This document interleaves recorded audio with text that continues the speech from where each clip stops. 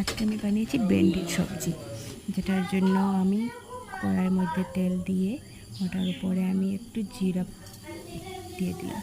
আমি পেঁয়াজ আগের থেকে কেটে রেখেছি, এটা দিয়ে ভালো করে একটু নাড়াচাড়া করে ততক্ষণ পর্যন্ত পেঁয়াজটা ভালো করে না হয়, তার জন্য ওটা ভালো করে নাড়াচাড়া করেছি।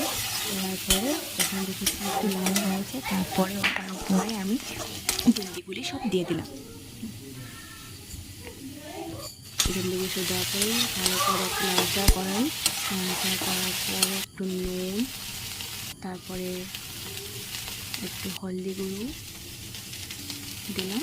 হলদি গুঁড়ো দেওয়ার পরে একটু গুঁড়া লঙ্কা, গুঁড়ো লঙ্কা দিয়ে একটু টেস্টের জন্য ভালো লাগে, একটু ঝাল ঝাল খেতে। আবার ভালো করে নাড়াচাড়া করে একটু নাড়ানো দেওয়ার পরে সবজি হয়ে গেল। তারপরে এটাকে আমি নামিয়ে দিলাম।